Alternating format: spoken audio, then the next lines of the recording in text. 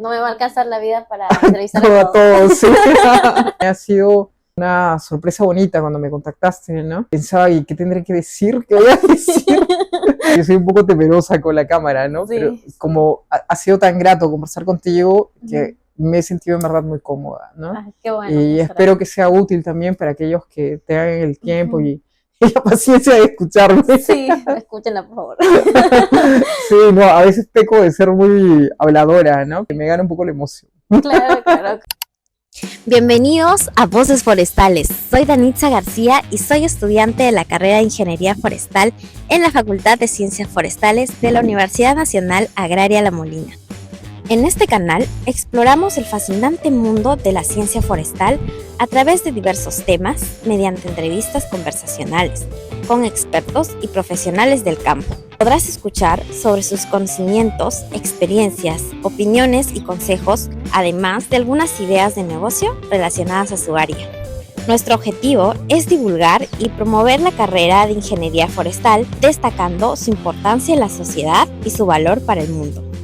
Si te apasiona la naturaleza, te interesa el medio ambiente y siempre tienes ganas de seguir aprendiendo cosas nuevas, este es el lugar para ti. Acompáñanos y despierta tu curiosidad y amplía tu conocimiento con la ciencia forestal. Ahora sí, disfruta tu película.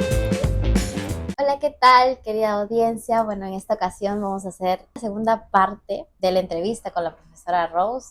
Bueno, la primera parte salió bastante bien, pero nos faltó un poquito más de tiempo, así que vamos a hacer esta segunda parte con algunas de las preguntas, más que todo orientadas a cuencas, hidrología.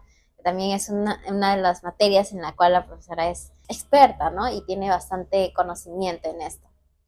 Gracias, profesora, de estar de nuevo acá. Con gusto, Danitza. Contra todo pronóstico. Sí, estábamos hablando de las enfermedades, ahora en Lima está fuerte el frío. Bueno, vamos a comenzar con estas preguntas. Quisiera que nos hablara un poco de qué son las cuencas hidrográficas y por qué son tan importantes para nosotros. Ya, a ver, las cuencas hidrográficas son espacios de territorio naturales que dentro de estos espacios confluye justamente un río, ¿no? O sea, estos espacios están dados de tal forma, o sea, por una gradiente en realidad altitudinal, que hacen que las aguas de la parte de arriba, que les llamamos nacientes, en realidad las quebradas de arroyo que reciben en realidad esa precipitación de la parte alta, empiecen a escurrir hacia la parte baja, ¿no? Lo interesante dentro de este proceso es que estos territorios no son territorios vacíos, son territorios más bien donde hay mucha dinámica, o sea, propia por las actividades mismas que se dan, hay mucha dinámica natural también, que es la propia geodinámica que se crea externa e interna, donde habitamos nosotros, ¿no? O sea, en el país en realidad no hay un espacio que no tenga una influencia de una cuenca, ¿no? Todas las cuencas están justamente cubriendo todo el área de nuestro territorio, y lo interesante y lo bonito también de ver esto es que en el país esta cordillera de los Andes y la configuración que tenemos crean espacios muy particulares, o sea, en relación a las cuencas, ¿no? Y cada espacio dentro de la cuenca tiene también un mosaico de paisajes, de ecosistemas y tratamientos también muy interesantes como para poder ver temas de gestión de recursos, ¿no? Pero básicamente son espacios que deben ser considerados espacios valiosos porque dependen de eso toda la sociedad, ¿no? La sociedad rural y la sociedad urbana. Claro, porque es básicamente para el abastecimiento de agua, ¿no? No solo, o sea, cuando se habla de cuencas, por lo general siempre se piensa un poco en este servicio que nosotros le llamamos servicio de provisión. O sea, voy a recoger una cantidad de agua. Pero realmente son muchos más servicios, los cuales, hablo de los ecosistémicos, los que están vinculados a la parte hídrica, ¿no? Tienes un servicio que se llama de regulación, y el servicio de regulación se aplica y se entiende justamente en esas épocas en las que la cuenca no recibe precipitación, pero que sin embargo tienes un sistema que ha estado almacenándolo durante el tiempo de lluvias.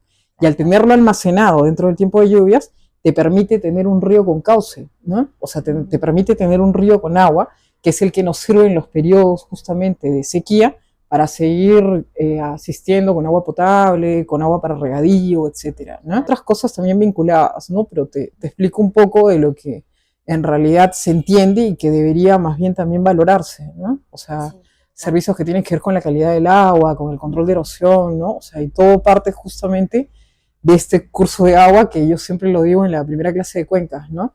El agua es la que vincula prácticamente todo, la que genera la dinámica y es la que también de alguna forma nos obliga a todos a actuar en base a ella, ¿no?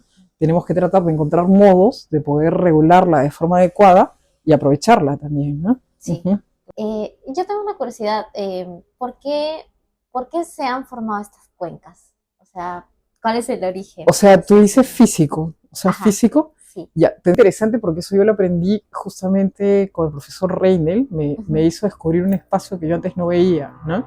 Y es el tema justamente de la historia geológica que ha tenido el territorio. No hablo solamente del país, porque todo está conectado en sí, ¿no? Desde el momento en que la Pangea empieza a distribuirse en sí y forma los continentes, yo nunca había sido muy consciente del hecho de que hace muchos años atrás no existía una cordillera de los Andes, ¿no? Ese río que conocemos, que es el Amazonas, que tiene este recorrido que es de oeste a este, miraba en una dirección completamente contraria, si no me equivoco, de sur a norte, ¿no? Wow. Y es la emergencia de la cordillera la que empieza a configurar el espacio, el territorio. Y al configurar el espacio de forma natural, tienes un ingreso de agua que viene a través de la precipitación y lo que hace el agua es buscar su camino. Y al buscar su camino con una emergencia de los Andes, empiezan a encontrarse estos espacios en los que van confluyendo y formándose esos ríos. Entonces, algo que una de las primeras cosas que se aprende en cuencas es hay que aprender a delimitar la cuenca. Y al delimitar encontramos cómo es que esa configuración naturalmente justamente hace que terminemos con un río acá al medio, ¿no? O sea, que esa cuenca, que es una versión así, o sea, termine con puntos altos que son naturales, ¿no? Por eso se llama de delimitación natural, que hacen que el agua discurriendo forme un solo curso, ¿no? Hasta el final, desde la parte alta hasta la parte baja. Y eso es interesante porque ahí hablas de una conectividad hidrológica, ¿no? Por eso no se puede pensar en gestionar un espacio, sea microcuencas o cuenca, si antes no estás mirando justamente los componentes importantes, ¿no? Claro. Y ya un poco más técnico, ¿no? Las cuencas tienen una zona que son las que capturan el agua, por donde transportan y por donde evacúan, ¿no?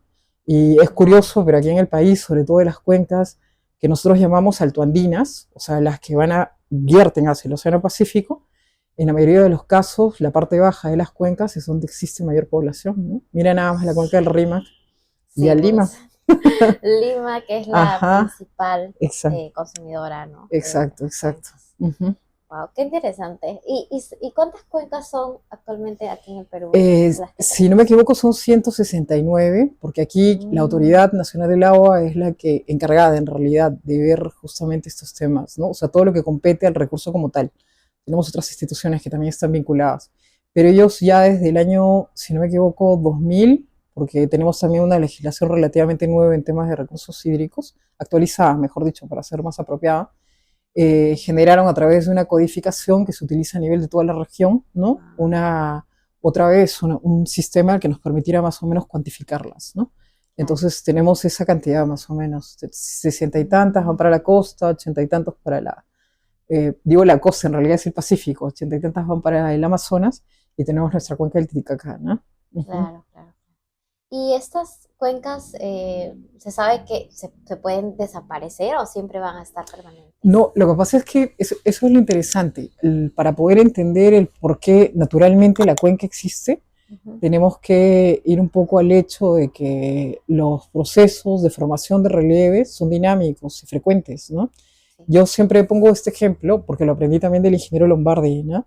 Me hizo ver también con un enfoque que yo no había entendido mucho eso, que son los temblores, ¿no? Que son estos eventos que suelen ocurrir de forma regular aquí en el hemisferio sur. Son parte de un proceso natural que va moldeando el relieve, ¿no? En el fondo, claro, nuestro punto de vista es, no queremos ni pasar el sismo ni nada. Sí. Pero en realidad es un recordatorio que la naturaleza sigue su curso, ¿no? Entonces, a eso me pregunta si es bien difícil que desaparezcan. Si hay cambios dentro de la cuenca, ¿no? O sea, la cuenca va a estar sujeta siempre a fuerzas internas, que son las endógenas, y las fuerzas externas, ¿no? Que son las que generan ese intemperismo que probablemente ustedes aprendieron en afología también, ¿no? Pero en este conjunto de ir, venir, ganar espacios, etcétera, es donde se va configurando todo esto. Y lo que tenemos más bien son formas, eso es interesante también y bonito, ¿no? De poder ir clasificando las cuencas o diagnosticándolas. Entonces, por determinados parámetros podemos determinar si la cuenca está en un estado de cuenca joven, de cuenca vieja o de cuenca en equilibrio, ¿no? Entonces, si me dices van a desaparecer, no propiamente, la cuenca quedaría en un estado más bien, como nosotros llamamos, de cuenca vieja, donde abarca más superficie a nivel de valle, más que de zonas altoandinas, ¿no? O, bueno, hablando un poco de las del Pacífico. Como que van a ir cambiando con el tiempo. Siempre van a cambiar, o sea, es que en los procesos de la naturaleza eso siempre va a cambiar. Nosotros mismos percibamos un poco en ese sentido también estos sucesos que tenemos, ¿no? Sí. O sea, esos cambios son, probablemente uno dice es que se están acomodando las placas.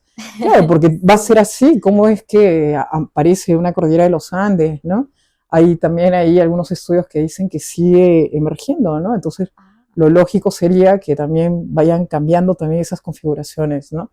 Claro, en nuestro tiempo de vida, como seres humanos, tal vez no tengamos... No vamos a ver un cambio radical. Claro, pero hay que ser conscientes que están presentes y que eso en algunas cuencas, cuando la cuenca no es adecuadamente gestionada, puede generar mucha vulnerabilidad del espacio, ¿no? Claro. Y eso es lo que crea después también justo eventos catastróficos, ¿no? Sí, pero estos son eventos naturales y necesarios, ¿no? Estos son naturales, eso no lo impide nada, ¿no? Es como decir que no venga un fenómeno de nieve, es imposible, ¿no? Estamos en un país con cerca de la interconvergencia tropical, posible que no tengas un suceso de ese tipo, ¿no?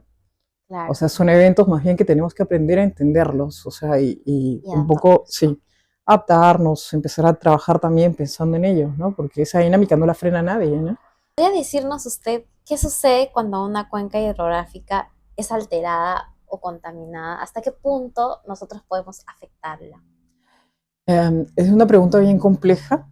Cuando me hablas de temas de impacto, lo que pasa es que la evaluación de ese efecto del cual me estás hablando, que entiendo que es un poco negativo dentro de esto, ¿no? Tendríamos que medirla primero a través de definir un espacio, ¿no? Yo te he hablado del RIMAC, voy a poner este ejemplo, ¿no? 3.000 y tantos kilómetros cuadrados es bastante. Un espacio tan grande como el RIMAC tiene además también muchos actores, vamos a llamar, ¿no? Todos aquellos que están ubicados dentro de la cuenca y que utilizan justamente los recursos de ese espacio, ¿no? Tienes en la parte alta de la cuenca del río Rímac mucha minería, ¿no? Que es lo lógico. Tienes en otras partes mucha actividad ganadera. En otros sitios se concentra la actividad agrícola. Tenemos algunas centrales hidroeléctricas en el camino. Tenemos una población enorme como la que es Lima, 10 millones de habitantes, que habita y cada día va creciendo más, ¿no? Que antes se abastecía solamente con una cuenca del Rímac, pero que ahora requiere más bien que se integren dos cuencas a ella, ¿no? Que ya se reconocen. Es la única cuenca en realidad interregional que tenemos llamada Chirilú, ¿no? Porque significa que el Chillón también está soportando, o sea, atendiendo la necesidad de esa Lima tan grande, más también la cuenca del río Lurín, ¿no? Entonces hay que medir el efecto o el impacto en función a ese espacio que estás considerando. Sí. Las cuencas tienen algo que se llama red de drenaje, y esas redes de drenaje, dependiendo de la ubicación, pueden tener ubicaciones de ríos nacientes o tributarios, ¿no? Naciente es el que viene de arriba, el tributario es el que va sumándose a mitad del camino. Cada una de esas microcuencas puede tener su propia realidad también en ello, ¿no? Entonces yo puedo de repente pensar en una naciente, ¿no? Pero que en esa naciente probablemente el 35% del área sea exclusivamente minería y el otro tanto pastizal, ¿no? Entonces me hablas de la contaminación, claro, es evidente que la contaminación va a ser marcada porque a pesar de que hay algunas normativas y exigencias para la actividad minera, ¿no? Pero ¿dónde van a verter los efluentes, ¿no? Si no es propiamente el río, aunque debería estar tratado, no contaminar, eso es lo que se declara, no contaminarse las aguas, tampoco sus superficiales o subterráneas, ¿no? Pero ahí tendrías una situación particular. Y ahora si lo miras hacia abajo, vamos a mirar ya no arriba en la cuenca, sino abajo. Mira Lima, ¿no? Mira el Lurín, mira nuestro río acá, que es la zona justamente de salida o evacuación, ¿no? Claro, sí, ahí ya no puedes decir es la mina, somos nosotros, ¿no? Es nuestra falta de cultura la que hace también que terminemos afectando esa cuenca, ¿no? Y justo la semana pasada en la clase de cuenca hablábamos mucho de las actividades que son básicas económicas, o sea, dentro de poblaciones justamente rurales, que es la agricultura y la ganadería. Y hay también ahí un efecto, o sea, no es que, claro, una agricultura mal llevada, una agricultura extensiva, de gran escala, que puede generar compactación, no es lo idóneo para una gestión adecuada de la cuenca, ¿no? Existen más bien buenas prácticas, sistemas o técnicas que podríamos incorporar, que es la agroforestería, ¿no? Buscar formas o maneras de sustentar esas actividades de forma un poco más sostenible, vamos a llamarla así, ¿no? Yo te estoy hablando ahorita sí de una cuestión macro, pero también podría hablarte, ¿sabes qué? El problema más grave de estas cuencas que vierten al Pacífico es tal, y estas que vierten hacia el Atlántico es tal, ¿no? Ahí tenemos muchos problemas por el cambio de uso de suelo, ¿no? Las que van hacia la zona del Amazonas, tienes mucha pérdida de suelo allí, ¿no? Entonces, cuando uno habla sobre cómo revertir esa situación, significa pensar en actividades que nos permiten tener más bien un proyecto un poco más integrado, ¿no? No es solamente la intervención a través de una disciplina, es la intervención en realidad a través de diferentes disciplinas que ayuden y que aporten cada quien en su campo, ¿no? Sí, pues porque, o sea, no, de nada serviría como que de repente centrarse solo en la ganadería o Sí, solo en la agricultura, no. es un conjunto de cosas. No, hay que encontrar la forma, dónde se lleva a cabo la ganadería, de qué manera se está haciendo esa práctica, de qué manera podemos ayudar a revertir, ¿no? O sea, se puede de repente trabajar a nivel de rotaciones, convendría de repente la cabecera solamente cercarla, ¿no? O sea, tienes varias, eso se llaman intervenciones o acciones dentro de las cuencas, ¿no? Entonces, parte de esas intervenciones o acciones a lo largo de todo este tiempo han sido no solamente valoradas, o sea, dentro del campo, porque funciona, algunas ya se tienen evidencias científicas que están funcionando, ¿no? Entre ellos, no me quiero olvidar, recuperación de prácticas ancestrales, ¿no? Estamos hablando de las amunas, rehabilitación de andenes, ¿no? O sea, es una serie de técnicas que estamos recién ahora valorando y que hace muchos años resolvieron justamente el problema, ¿no? Exacto. Sí. O sea, ya recién. También es una cuestión de hacer estos estudios, ¿no? Porque, o sea, si no hay, entonces como que no tendremos esa información. Sí, y se requiere, es la manera como también las instituciones, las universidades aportan, ¿no? Generando esa evidencia científica que es valiosa, ¿no? A través justamente de todo lo que te digo, ¿no? Buenas prácticas, tecnología, ¿no? Sí, ahora con la tecnología más todavía. La cuenca que pasa por Pucusana, creo, que una quebrada, algo así, no estaba activa hace mucho tiempo y se activó, por así decirlo, ¿no? Sí, ¿Eso, correcto. ¿qué fenómeno es? Eso ocurre porque de forma regular, o sea, volvemos otra vez dentro de la ubicación de la cuenca, o sea, la localización en realidad reúne, y eso lo saben ustedes bien como forestales, condiciones abióticas particulares. Y dentro de las condiciones abióticas, un factor importante es el clima, ¿no? Y el clima de manera regular en una zona como la costa generalmente siempre tiene ciertos rangos de precipitación, ¿no? No superan ciertos límites, 400 milímetros, ¿no? A lo mucho. Pero eso no quita que tengamos eventos extremos.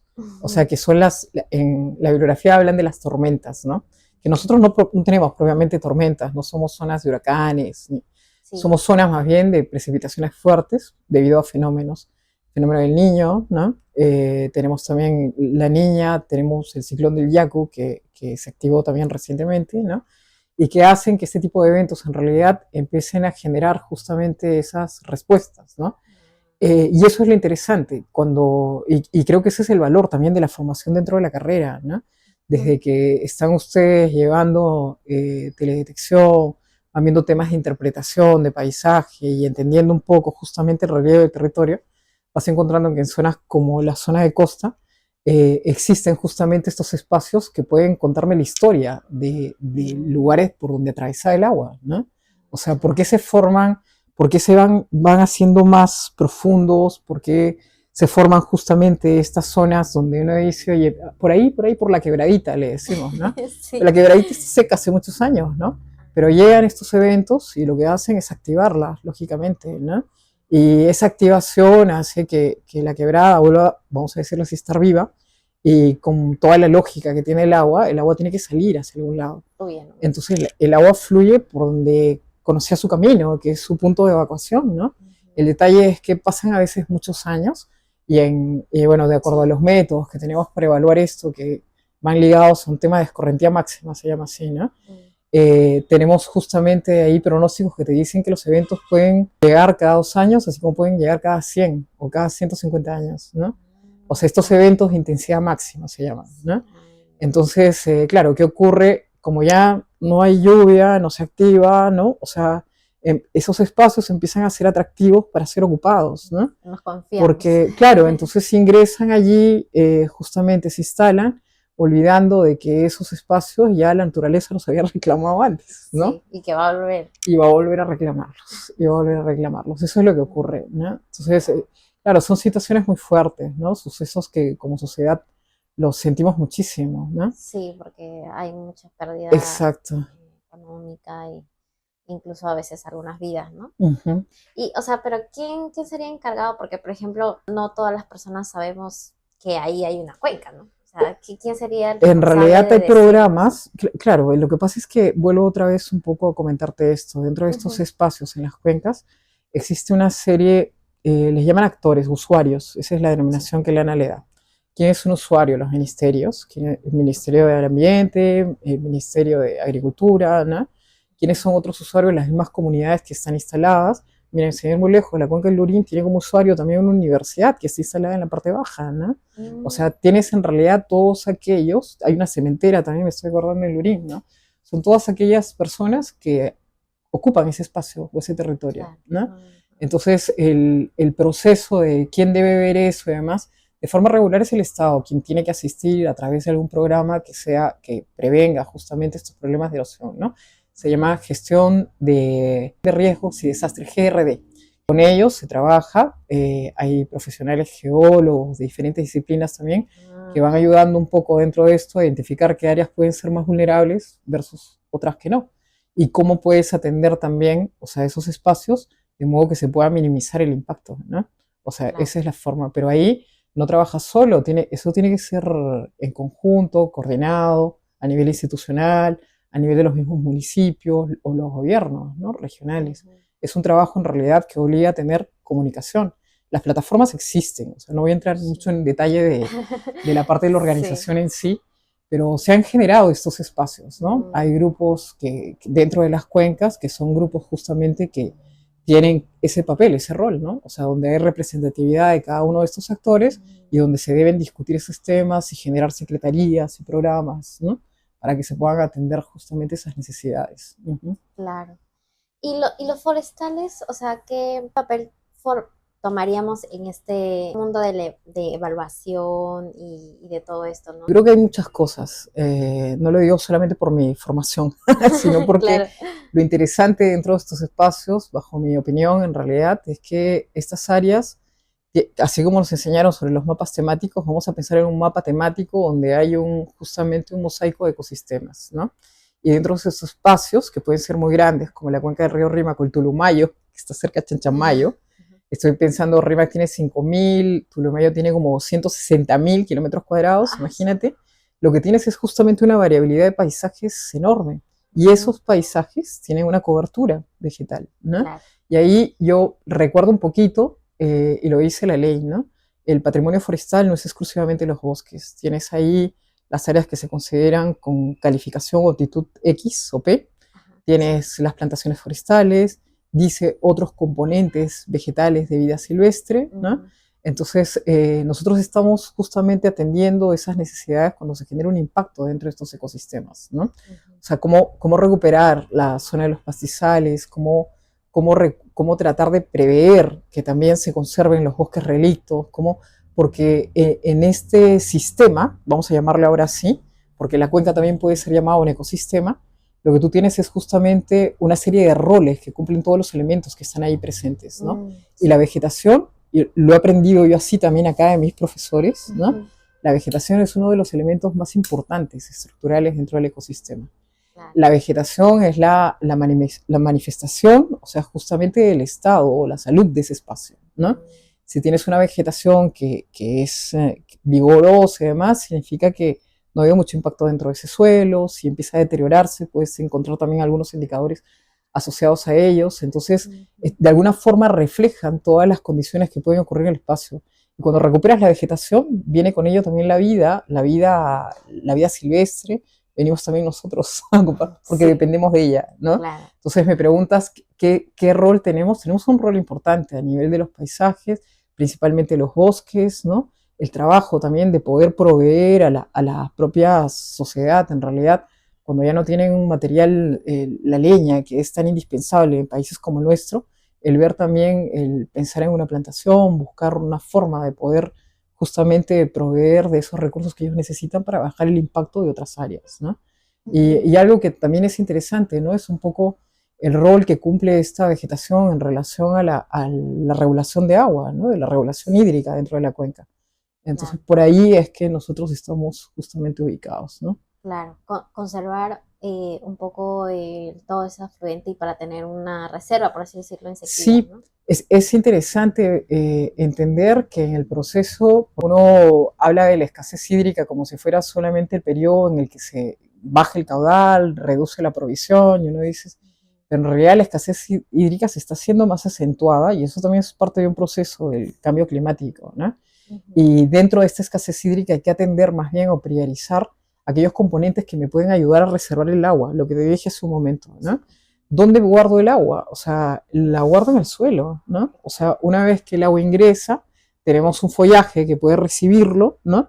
Y ese follaje que puede recibirlo tiene que atender la propia necesidad de vida de esa vegetación, pero al final, en el discurrir, termina también dentro del suelo, y el suelo es un componente interesante también de retención, o sea, porque me permite también tener un almacenamiento.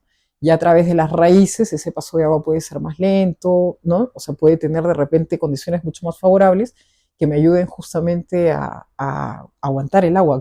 Tenía un amigo, bueno, tengo un amigo que siempre habla de entretener el agua, ¿no? Y ese es el camino, hay que entretener el agua para que no falte, ¿no? O sea, y superar justamente estos eventos que son tan críticos. Porque la sequía no solamente existe, o vamos a darle la denominación correcta, la escasez hídrica, no solo existe por la falta de agua, existe también 2017, una semana en Lima sin agua, ¿no? O sea, pero ¿por qué? Si está lloviendo ahí arriba, si arriba viene cargado. Porque teníamos una planta en Sedapal que no abastecía, o sea, no daba el abastecimiento para poder hacer el proceso completo para la potabilización, ¿no? Ingresaba tanta agua cargada con tantos sedimentos que no se podían dar abasto y tenían que empezar con los fraccionamientos, ¿no? Entonces, claro, yo lo que voy aprendiendo también es que con el tiempo uno empieza a valorar los recursos cuando hay carencia, ¿no? Ahí te das cuenta de cuán importante es, y esa fue una semana, yo creo, interesante, ¿no? Para todos aquellos que la recuerdan. Era gracioso escuchar. Todo el mundo con sus baldes. Sí, a mí me da mucha gracia escuchar, y no sabía que podía bañarme con 4 litros de agua, ¿no? O sea, claro, ahí te das cuenta, claro, porque ahora la tienes que medir, ¿no? El agua es indispensable para todo. Sí, en suelos compactados y totalmente áridos, por así decirlo. ¿Por qué estos no retienen? No lo retienen, porque el suelo que es compactado, que ha sufrido una actividad muy intensiva, lo que hace es perder su capacidad justamente de retención, ¿no? Vamos a ir un poco a las propiedades físicas de edafología. Hablan mucho de la densidad aparente, o la porosidad, o la permeabilidad dentro de ello. Lo que hace es afectar justamente esas condiciones que deberían ser favorables, ¿no? Y al no tener esos espacios, o sea, acuérdense un poco cómo es que debe componerse ese suelo. Tiene una porción que es material, orgánico, inorgánico, una fracción que es aire, agua. Cuando ya no tienes esos espacios y viene o cae la precipitación, ya no hay un lugar que pueda recibirlo, ya no lo absorbe. Lo que va a hacer automáticamente, no porque esté en una situación de saturación, simplemente una situación en la que ya no tiene espacio porosos, es que el agua discurra, o sea, por encima, ¿no? Y uno dice, pero esa agua no se pierde. Pero se pierde porque al final va siguiendo su camino por las quebradas, por los ríos secundarios, entra el río principal, y cuando no hay un reservorio, cuando no se captura, el agua que ha entrado por precipitación, que es agua dulce, que puede ser usada, termina yéndose al océano, ¿no? O sea, al Pacífico. Claro, entonces, ya no se retiene. Claro, esa es la situación. Entonces, ¿cómo reviertes eso? Recuperando esas áreas, ¿no? Qué mejor que con la vegetación, o sea, la proyección de las raíces. Algo que es interesante y que yo he valorado mucho también a través de los cursos que he tenido aquí, ¿no? Dentro de la dendrología, sobre todo entender un poco la arquitectura de las especies, ¿no? Que es algo que no valoramos, sí, por supuesto, pero ahorita estamos en un proceso de entender esa arquitectura de la especie en función justamente de características que son funcionales para mejorar la retención, ¿no? Claro. Poco sabemos de las raíces, y esa es otra historia que yo siempre digo, no sabemos de las raíces porque nos interesa todo aquello que lo vemos, ¿no? O sea, no nos interesa el mundo de lo que no vemos, ¿no? Y sin embargo, hay cosas muy interesantes asociadas a esas, ¿no? Sí, entonces, muchísimas. ¿cuánto habrá allí que todavía desconocemos y que está en materia justamente de seguir investigando, ¿no? Sí, de todas maneras, es un mundo bastante fascinante.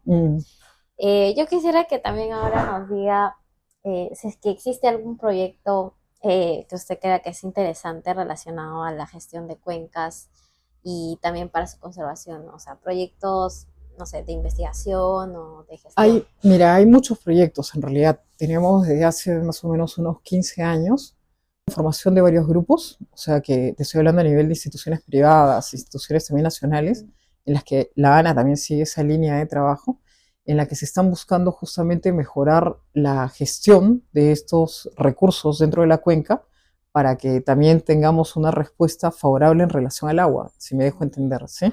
O sea, todos los recursos naturales tienen que manejarse en una dirección, en un sentir, en el que regulemos la descarga, mejoremos también la captación. Entonces, yo creo que hay varios proyectos que son fuertes, varias universidades tienen también proyectos dentro de ello. Estoy pensando en la Universidad Tecnológica, si no me equivoco, que trabaja mucho en ríos amazónicos, ¿no? Estudia temas de dinámica fluvial, ¿no?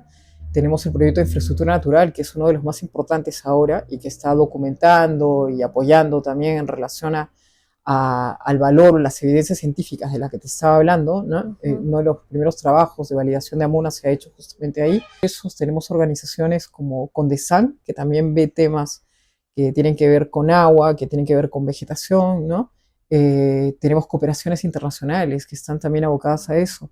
Yo digo, todo esto es una razón muy sencilla. ¿Qué es el agua en nuestra vida? O sea, planteémonos un poco eso, ¿no? ¿Podemos vivir sin ella? ¿No? No, no podemos vivir sin ella. No podría no contemplarse, o sea, para el Estado, el atender una necesidad como tal, ¿no? Entonces, Claro. te decía hace un momento, tenemos varias instituciones que de alguna forma tratan el tema de los recursos hídricos, pero lo que no queda del todo claro es un poco el rol, ¿no? O el papel dentro de ellas, ¿no? Entonces tenemos una ANA que gestiona, diagnostica, a la que hay que solicitar las licencias, los permisos y demás, pero también tenemos un Ministerio del Ambiente que tiene un componente en el que también se ven temas justamente de agua, ¿no? Sin ir Claro. muy lejos, mira, en MINAM está adscrito el INAIGEM como una institución de investigación, ¿no? Que también está preocupada por la conservación de ecosistemas altoandinos, porque es ahí esos espacios donde tenemos una buena captura Sí. de agua, ¿no? Claro. Entonces, por eso es bien raro que uno de los programas o proyectos no tenga ese componente. O sea, es bien raro, Sí. sí, todos. ¿Cómo sustentas una actividad, imagínate, de producción o productiva si no tienes el agua, ¿no? ¿Cómo riegas la parte Sí. agrícola? ¿Cómo atiendes la necesidad de tu ganado si no tienes agua ahí, ¿no? Súper muy Entonces, importante, es, ¿no? es vital, es vital. Y en este tipo de proyectos y trabajos, con qué profesionales siempre nosotros tenemos que ir trabajando, ¿no? Espera, si te está gustando el contenido que te estamos brindando, déjanos un like en este video. Coméntanos qué te está pareciendo. Déjanos alguna pregunta o sugerencia. Y lo más importante, suscríbete al canal para que no te pierdas los próximos episodios. Y síguenos en las redes sociales. Ahora sí, continuamos. Bueno, te voy a hablar un poco de mi experiencia. Yo he trabajado con todas las profesiones, creo, en algún momento, ¿sí? Principalmente me han acompañado agrónomos, gente especializada en temas de suelos, ¿no? Con muchas disciplinas vinculadas a temas de ciencias humanas, que es vital, porque nosotros manejamos muy bien lo técnico, ¿no? Pero no manejamos lo social. Y la gestión de los recursos también tiene un componente muy importante en relación a la concepción de esas poblaciones, esas comunidades sobre el uso del recurso, ¿no? Y ese es un tema que dentro de la sociología o la antropología lo conocen bien. La católica tiene un programa también fuerte sobre eso, ¿no? Entonces, estamos en realidad muy vinculados, ¿no? Geólogos, o sea, tenemos una serie de disciplinas, y yo siempre pongo el ejemplo aquí en la universidad, en la agraria, ¿no? Uno piensa en agua y dice ingeniería agrícola, que está muy bien. Sí. Ingeniería agrícola tiene un componente muy fuerte, muy importante, además, dentro de lo que son los recursos hídricos, pero mira un poco el plan de estudios también de nuestros colegas ambientales, ¿no? De nuestros colegas de agronomía, ¿no? Todos de alguna forma tenemos algún curso en el que se nos va a dar justamente fuerza o bases conceptuales, sobre todo sobre el tema de cuencas, ¿no? Por lo que te dije hace un momento. Entonces, y uno dice, oye, pero ¿cómo? Es que todos tenemos esa necesidad. Pastizales, zootecnia, ¿no? Tenemos un departamento de ciencias humanas, de sociología rural, donde también se estudia ahí la gestión social del agua, ¿no? Sí. Entonces, no es una cosa menor, es algo que nos vincula a todas las disciplinas y que debería importarnos, ¿no? Claro, y es como que todos de manera interdisciplinaria tenemos que contribuir a eso, ¿no? Exacto. Aprender a dialogar entre nosotros, comprendernos dentro de ello y hacer propuestas que funcionen, ¿no? Ese es el camino. Uh-huh. Sí. Entonces, con esto, usted sabe que de algunas tecnologías o prácticas innovadoras de repente que se están dando en otros lugares que quizás sería interesante que nosotros apliquemos. Y yo no sé si llamarle prácticas innovadoras, porque ahora la tendencia, como te dije hace un momento, es recuperar más bien saberes ancestrales, que no son exclusivos de América, por si acaso. La facultad participa, eso es importante también, ¿no? Y bueno, yo voy como representante en una red de siembra y cosecha de agua internacional, ¿no? O sea, a nivel de Iberoamérica. Y hemos tenido un proceso durante años. El primer camino fue recopilar justamente todas las tecnologías que iban vinculadas a ello, ¿no? Uh-huh. Y en la recuperación de tecnologías fue interesante ver cómo cada uno de los países, México, España, ¿no? Ecuador, Bolivia, Perú, etcétera, teníamos prácticas que eran muy similares, pero con una denominación distinta, ¿no? Claro. Te lo digo porque acá en el Perú hablamos mucho de algo que se llaman jagüeyes en Piura, ¿no? Ecuador también lo tiene, que son pozas en realidad que están allí para capturar o generar reservas de agua para las épocas secas, ¿no? Que en algunos otros lados se llaman atajadijos o atajados, ¿no? O sea, tienes diferentes denominaciones de ellas, cuchacuchas, me estoy acordando ahorita, ¿no? Diques que se ponen a nivel de las presas y demás, pero todas ellas tienen un propósito y el propósito es justo tratar de generar recarga a nivel subsuperficial y subterráneo, ¿no? Uh-huh. O sea, porque allí es donde el agua va entreteniéndose más, ¿no? Sí. Entonces la idea es un poco entrar a eso. Ahora, si me preguntas sobre las nuevas tecnologías, yo diría que no se trata solamente de apuntar a ver cómo capturo solo el agua, sino tratar de mejorar también las prácticas que se llevan a cabo dentro de la cuenca, ¿no? O sea, una buena planificación de proyección de crecimiento urbano, ¿no? Buenas prácticas que se tengan a nivel agrícola, ¿no? A nivel ganadero, o sea, se trata de encontrar un conjunto más bien de laboreo, secuencia de procesos que nos permitan justamente mantener las funciones naturales o ecológicas de esa cuenca, ¿no? Te dije hace un momento, la cuenca la puedes entender como un sistema, y cuando algo no funciona dentro de ese sistema, empieza a generarse el desequilibrio, ¿no? Entonces ahora lo que se está viendo mucho es justamente esto, asociado a prácticas de recuperación o rehabilitación, para algunos llamados también restauración ecológica, ¿no? O de ecosistemas. Entonces, Sí, está un poco orientado a eso, sí. claro.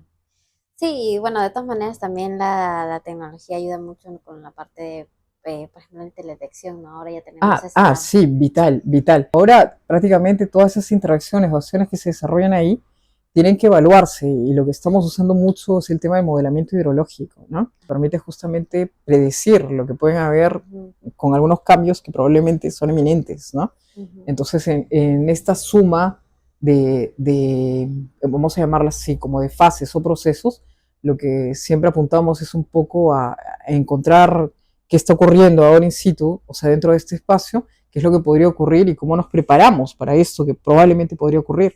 Entonces, dentro de este espacio, que es un poco a futuro, justamente todas las herramientas, ahora te entiendo con la pregunta, las herramientas tecnológicas, SIG, o sea, todo lo que hay ahora disponible, SWAT, SWIP, o sea, N de los que estoy acordándome ahorita, te ayudan justamente a resolver de forma práctica eso. Pero sobre esos resultados hay que validarlos, ¿no? O sea, no se trata de aprender solamente la herramienta. Hay que entender que la herramienta no te puede dominar a ti, que tú como técnico más bien debes tener la capacidad de interpretar los resultados que te da la herramienta y aprovechar más bien la potencialidad o estos beneficios que te puede ofrecer, ¿no? Uh-huh. Entonces, no, hay mucha gente que piensa que como domina ya la herramienta, o sea, ya calificación de, ¿no? Hidrólogo, de gestión, no, en realidad allí estás cubriendo un paso y la herramienta es eso, solo una herramienta, algo que te ayuda a mejorar tu análisis, ¿no? Claro. Tu diagnóstico. Exacto, y lo importante es que sepas evaluarlo y sobre todo, por Sí. ejemplo, ¿qué tal si no tienes la herramienta? ¿Qué haces? Eso también Eso, te da eso es, en campo es muy común eso, ¿no? Entonces, Sí. por eso uno no debe dejar de lado un poco todo lo que vamos aprendiendo a nivel de toda nuestra formación, desde dibujo general, donde nos enseñan a hacer las curvas de nivel. Exacto, eso pensaba la topografía, ¿no? Sí. Luego, y fíjese que en el paso de ese plan de estudios van adquiriendo y fortaleciendo justamente esas habilidades, ¿no? Uh-huh. Para llegar a cursos que están justamente en un año terminal, donde requieres toda esa información, ¿no? O sea, Sí. ahí está Cuencas. De todas Ahí está maneras, Cuencas, y ahí sí. está la complejidad, pero Ajá. es importante, es importante. La urbe que se ha puesto ya, se ha instalado muy, muy cerca a las cuencas o al paso de los ríos, etcétera. ¿Cuánto deberían estar cerca o Ya, lejos? mira, dentro de la normativa se habla mucho de algo que son las fajas marginales, ¿no? Que son Ujú, las fajas en realidad que no deberían ser ocupadas y donde deberías mantener más bien lo que se conoce en realidad como el ecosistema de ribera, ¿no? Pero esos ecosistemas de ribera, por lo general, siempre han estado más, para algunos, familiarizados o vinculados a bosques ribereños de zonas amazónicas, ¿no? sí. La zona de ribera está presente en cualquier río Ujú, donde tengas claro. una zona de evacuación, por donde fluye el agua y demás. Ujú, Y son importantes estos espacios porque crean también corredores biológicos especiales para ellos, donde encuentras también una diversidad distinta, ¿no? A nivel de vegetación sí, y los animales también los que lo ocupan, animales. ¿no? Ujú, Entonces la normativa tiene ahí una indicación que indica que hay cierto flanco, margen a cada uno de esos costados que no pueden ser ocupados, ¿no? Pero ahí viene la siguiente parte, cuando uno tiene la oportunidad, y así como ustedes que van a viajar a General Herrera o que han viajado a General Herrera, a Iquitos, se van a ir dando cuenta que estas zonas de orilla de los ríos son zonas que se utilizan mucho para la agricultura, ¿no? Y se utilizan sí. porque hay una carga importante de limo, que es el material que viene desde arriba. La dinámica regular hace que se vayan desprendiendo partículas de ese suelo y que vayan transportándose en el río hasta finalmente llegar a una parte baja en la que lo que va a ocurrir es una deposición y esa carga de esos suelos son muy ricos, ¿no? En materia orgánica, la gente los valora, instala ahí el arroz, el frijol, ¿no? Entonces es una cuestión un poco delicada ver eso. Entonces lo que se tiene que hacer es evaluar bien, zonificar bien esas áreas, ¿no? Para eventualmente mirar qué áreas no deberían tocarse, o sea, a nivel marginal, ¿no? O sea, Sí. porque sí es importante, no lo he mencionado, pero ahora está muy ligado al tema de caudal ecológico, ¿no? Que es un caudal Mm, mínimo que debe tener la cuenca para sustentar justamente estos espacios, ¿no? claro. Sí, Ujú. eso es lo que yo también me imagino, ¿no? Porque no sé, o sea, yo no me imagino un río, una afluencia, una cuenca donde no hayan los costados una vegetación, Sí, una vida, ¿no? Pero y de, a veces claro, a veces se ves y no encañona, hay. ¿no? Pero yo no Claro. dice, oye, pero ¿dónde está la faja marginal acá? Sí. Ya, no lo valores de ese modo, valóralo porque al encañonarse, al tener las caídas de agua sobre las rocas, lo que está ocurriendo con el agua es que se está oxigenando, ¿no? Y el Ajá. oxígeno es importante y debe estar presente también en el agua, si no es un agua que no sirve. Si no es En resumen, estancada y exacto. es. No Entonces, sirve. todos estos caminos que se siguen hacen que las cuencas puedan tener un indicador de salud importante, eso es. Sí. Ajá. Ahora yo quisiera que nos contara cuál ha sido alguna de las experiencias memorables que usted ha tenido en el campo, en su trabajo, o alguna anécdota que quisiera contarnos. Mira, si es un tema a nivel de cuencas, tengo dos eventos que han marcado mucho mi vida, ¿no? La Ujú. primera es que mi padre es ingeniero agrícola de la Universidad del Centro, pero durante toda su vida ha estado dedicado justamente a esta temática, ¿no? Y probablemente yo antes de ingresar a la carrera forestal no pensé que me iba a dirigir a esto, ¿no? Ah, qué Pero la bueno. vida nos dio justo esa oportunidad, que creo que es una oportunidad y un privilegio de pocos, de poder trabajar juntos, ¿no? Oh, qué En un bonito. momento de yo haber sido jefa de mi padre, en Oh, otro momento el haber sido wow. jefe mío, ¿no? Y Wow. fue un proceso muy interesante porque teníamos también un equipo de trabajo con nosotros, Ujú. profesionales técnicos de otros países y demás, donde encontré un medio muy, muy bonito, o sea, que me ha nutrido mucho también, ¿no? Mm, No solamente en términos del conocimiento, sino el encontrar espacios y valorar también la fuerza de cada una de esas disciplinas dentro de ello, ¿no? sí. Otro momento importante y que valoro mucho ha sido la posibilidad de recorrer la cuenca del río Cañete junto con Mm. la doctora Carmen Felipe Morales, ¿no? Mm. Que me invitó también a acompañarla a un lugar maravilloso que se llama Miraflores, Ah, que es muy lindo, es como un lugar que se ha quedado ahí en la historia, pero que tiene un valor muy importante. Y he tenido ahí la oportunidad de ver justamente una andenería notable, ¿no? Y también ver cómo las comunidades se organizan, ¿no? ujú. Justamente valorando el tema del recurso hídrico, ¿no? Es un conocimiento que también yo recomiendo, o sea, dentro de las aulas, con nosotros como docentes y demás, no tiene una educación formal importante, sobre todo en una universidad como esta, pero tienen también que nutrirse de las Mm, experiencias, ¿no? Y ese sí. valor es importante cuando uno tiene la oportunidad justo de salir en estos viajes, ¿no? sea, conocer este mundo que yo le llamo el mundo del agua, lo aprendí así por un profesor también que estimo mucho, que es ese mundo del agua, yo no lo conocía, ¿no? Que es el mundo de Genaro Herrera, de Iquitos. Ahí te das cuenta cuán importante es el río en la vida de la gente, ¿no? Cómo comercializan sus productos, la familiaridad que se crean entre ellos, la forma o la concepción que tienen en relación justamente a esto. No habría algo que sustente estos espacios o estas comunidades si no tienes un barquito como el José o Don José o la Sofi, que suben y bajan y que generan ese flujo para que la gente pueda vivir, ¿no? La pobreza es extrema ahí. Sí. Entonces ahí uno entiende que estos ríos, que aquí ni siquiera le damos el valor, hay gente que ni siquiera sabe que Cuenca está, de verdad, allá son vitales. Entonces, o sea, por ejemplo, también usted puede decirnos de que de todas maneras allá sí siempre son más conscientes y receptivos con la información que les podemos dar para mejorar sus... Cuando me dices allá, ¿te refieres a áreas rurales? Sí, a áreas rurales. Yo creo que ellos entienden más que nosotros sobre estos conceptos. Nosotros hablamos mucho de sistemas, a veces entramos a los flujos de energía, ¿no? Nos detenemos mucho. Ellos, porque han vivido ahí, por su propia observación en el día a día, en el tiempo y demás, aprenden a tener una intuición, debe ser muy valorada, ¿no? Ellos saben cuándo es que el siguiente año de repente no va a haber lluvias, si el siguiente va a venir o no va a venir. O sea, esos espacios, esas situaciones, ellos las comprenden bastante bien, más que nosotros, ¿no? Entonces creo que con ellos no es tanto un poco el brindar la educación como tal, es aprender a encontrar una simbiosis de trabajo con ellos, ¿no? O sea, orientándolos sobre aquellos que necesitan fortalecer, mejorar y apoyándonos también, o sea, para aprender nosotros de ellos, ¿no? O sea, funciona un poco así. Y acá, pues, en la ciudad, casi nosotros tenemos que enseñarles, ¿no? Sí, acá hay que aprender mucho, entender que no se trata solamente de cuidar el agua en esta zona, que es donde nosotros la recibimos, es ser conscientes también de la importancia y valorar el trabajo de la gente que cuida ahí arriba en la cuenca, ¿no? No hacemos nada si es que no aseguramos lo que hay arriba. Lo que tenemos acá viene de allá, en pocas palabras, ¿no? Entonces nuestra cultura de agua debería ir también dirigida un poco a lograr esos esfuerzos, ¿no? Ya desde el 2015, creo, en nuestra boleta de agua de Sedapal nos cobran un porcentaje de nuestra tarifa que va encaminado justamente a este tipo de programas, ¿no? O sea, de recuperación, de rehabilitación. Claro, pero eso no nos lo han dicho de forma directa. Seguimos un poco con esto de que se rostete el caño y demás, pero deberíamos reforzar un poco esa idea, ¿no? Claro. Porque cuidar el agua no es solo acá, cuidar el agua es en toda la cuenca, ¿no? Claro, como que generar esa empatía, ¿no? Eso es importante. O sea, ese es un camino que sería, en verdad, creo yo, adecuado, pertinente para eso. Ahora quisiera hablar un poquito más sobre los ingenieros forestales. ¿Cuáles cree usted que son las oportunidades que tenemos los forestales si es que nos especializamos en ecología o en hidrología? O sea, oportunidades laborales me refiero.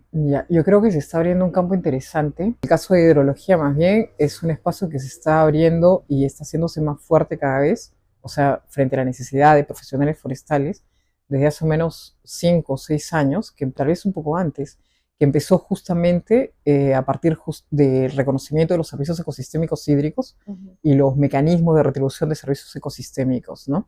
Necesitas profesionales que tengan un perfil que les permita interpretar paisaje, comprender justamente los componentes para tratar de darle valor, de lo que decíamos hace un momento, ¿no? De recuperar estas áreas o tratar de conservarlas, ¿no? Me ha tocado también en este proceso, acompañada de mi tutor en el momento en el que estuvo presente, que es el profe Llerena, ir justamente viendo la evolución de este camino, ¿no? O sea, primero con él, fortaleciendo la parte conceptual, encontrando espacios donde teníamos que comunicarnos como investigadores para tratar de fortalecer también los conocimientos en diferentes temáticas y ver también cómo a través de nuestros diferentes tesistas que han encontrado ahí, bueno, primero el trabajo con nosotros dentro de un proyecto de investigación, han sido automáticamente muy bien estimados en diferentes áreas, ¿no? O sea, hace algún tiempo era imposible pensar que podíamos tener profesionales en la SUNAS, ¿no? Que es el servicio justamente que es el que va fiscalizando un poco las empresas prestadoras de servicios, ¿no? De agua potable. Y sin embargo tenemos allí forestales que están presentes, ¿no? O sea, hay personas que también se están ubicando dentro de cooperaciones internacionales, dentro de esta temática, ¿no? Porque es necesaria, porque es importante. Se tiene que valorar el rol de los bosques, ¿no?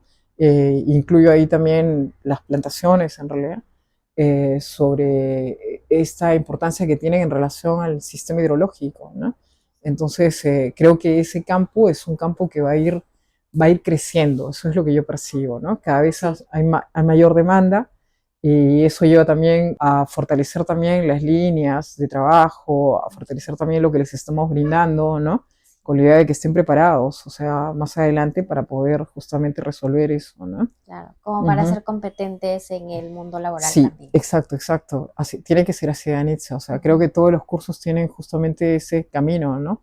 El buscar que ustedes mejoren a nivel de las competencias, no solo las formales, porque para mí también como profesor es importante entrar dentro del campo de la formación profesional que es integral, ¿no? En el que hay también la parte humana, ¿no? O sea, en donde uno tiene que también ir fortaleciendo, conduciéndose dentro de esto, ¿no? Entonces creo que hacia allí estamos apuntando, ¿no? Como facultad.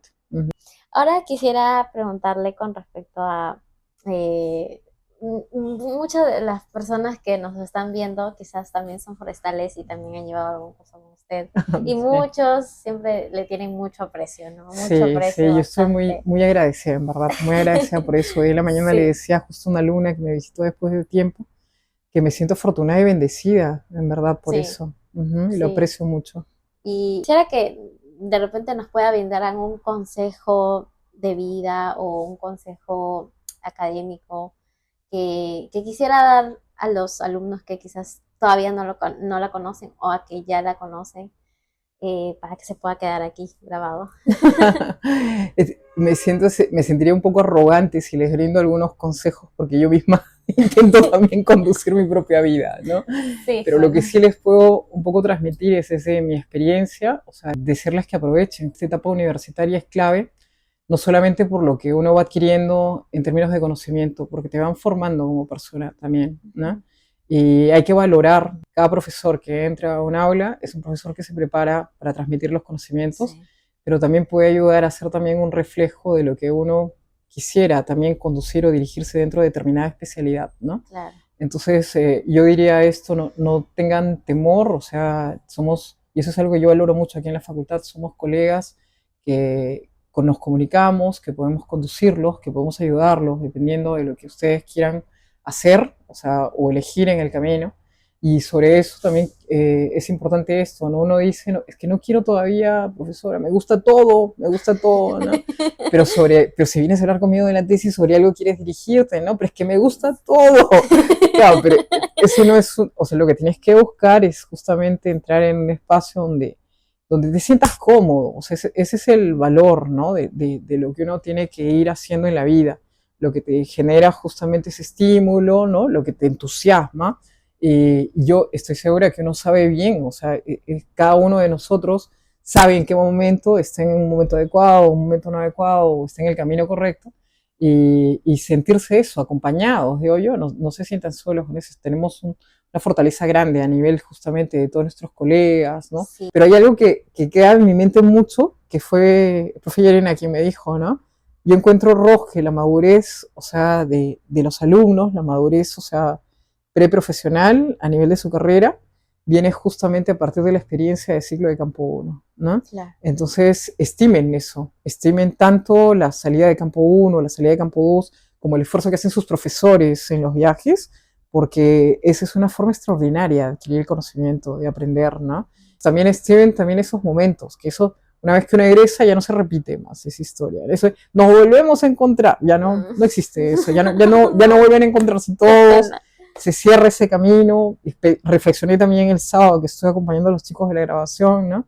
Y meditaba, esto ya no se repite más, no se repite más. Entonces, acompáñense, eso es lo que yo recomendaría, acompáñense y sean equilibrados dentro de lo que se están trazando como metas, ¿no? Y cuando digo equilibrados es caminen hacia lo que quieren y caminen también pensando en ustedes como personas, ¿no? O sea, participen, yo valoro mucho el que participen en sus círculos de investigación, que estén tan activos, que encuentren espacios ahí donde puedan desarrollar también trabajos de investigación. No es malo, eso sí, veo De repente tal vez cierta competencia en ello, no es malo eso, pero generemos un camino que sea un poco más equilibrado. Todos trabajamos aquí en la facultad, todos queremos lo mejor para nuestra facultad, entonces podemos encontrar campos que sean de interés común, que nos permitan crecer a todos, ¿no? Pero, por ejemplo, profesora, yo a veces, por ejemplo, cuando yo era ¿Más chiquita? más chiquita, bueno, en sentido Pequeña. figurativo, muchos nosotros teníamos como que no participan porque no es porque no sepan o no les interesa, sino es porque como que no quieren pasar Sí, vergüenza, no quieren les da pasar vergüenza, pero vergüenza. hay que resolver eso. Eso se resuelve poco a poco, ¿no? Es volviéndose un poco más seguro, ¿no? Y yo creo que es bueno a veces cuando el profesor pregunta, ¿hay alguna pregunta? Que alguien levante la mano y si no viene una pregunta, por lo menos cuente su propia experiencia, ¿no? Claro, O sea, lo que entendió, lo que entendió, lo que de sea. repente si entendió mal, ¿por qué te angustias si estás acá para aprender, ¿no? Nadie te va a Como que relajarnos claro, un poquito más, ¿no? O sea, no verlos a los profesores como sí, personas que nos sí, van a yo creo que juzgar. tan rígido no, no tan rígido no. Hay que buscar un poco más bien esa figura de que es una persona que te va a conducir dentro de ese conocimiento y que está ahí para poder justamente apoyarte, ¿no? Yo creo que ningún profesor tendría mal ánimo en ayudar a resolver algo a alguien que lo solicita, ¿no? Hemos entrado a la carrera docente siendo ingenieros, no docentes, ¿no? Sí, En el la verdad. camino vamos formando eso, pero algo que encuentro en común de todos es que tenemos esa vocación, ¿no? La Claro. vocación de enseñanza, de servicio. Ujú. Entonces, no creo que tengan nunca una negativa. O sea, por más pequeña que sea la pregunta, siempre se valora, ¿no? Y eso tal vez es que algo que pueden ir resolviendo un poquito participando en pequeños grupos, ¿no? Donde puedan tener ustedes espacios donde les den voz para presentar cosas muy chiquitas, ¿no? Uno tiene que ir justamente alimentando eso, ¿no? Encontrando la manera de cómo enfrentar esos temores. No es Sí. fácil. Gracias, profesora, por su consejo tan grande de vida. Sobre todo a los que recién están comenzando en la carrera, es algo muy importante, ¿no? Y que Ujú. poco a poco van a ir desarrollándolo. Sí, sí, sí. Yo quisiera que nos dé quizás algunos referentes o nombres de profesionales que quizás le parecería interesante lo que tiene que decir para poder hacerle una entrevista también y que Ah, ya, puedan aprender. que sean colegas, que sean Ajá, sí. ya a nivel profesional. Hay un compañero, colega, Juan Chan. ¿M? Juan Ujú. Chan está trabajando ya hace bastante tiempo, si no me equivoco, es el Banco Mundial, encargado de temas de cambio climático, ¿no? Wow. Y así como él, tenemos también varios profesionales egresados que están ocupando, no lo digo solo porque ocupen cargos importantes, sino porque son personas que en verdad conocen mucho del tema y creo que alimentarían mucho justo también de información, conocimiento a quienes te estén acompañando y que nos acompañan ahora también, Sí. escuchándonos, ¿no? Entonces pensaba en varios compañeros, ¿no? Camila Germaná también, tenemos profesionales en Serfor también que sería interesante conversar con ellos, ¿no? Sobre los trabajos que están llevando a cabo ahí. Creo que hay que mostrar justamente a todos que la carrera es muy rica, es versátil también, y que Sí. podemos tener diferentes campos dependiendo de lo que cada quien quiera desarrollar, ¿no? Ajá. Un mundo muy amplio, ¿no? Muy amplio en Sí. eso.